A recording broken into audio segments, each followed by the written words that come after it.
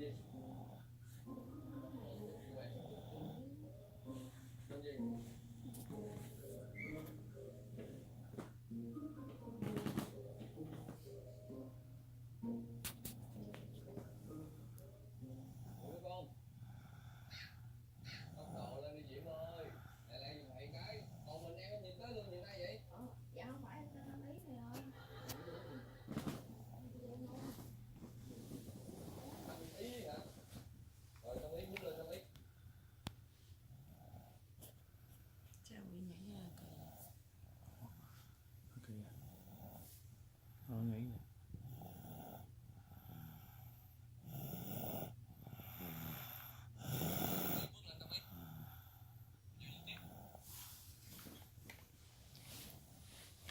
anh không muốn làm gì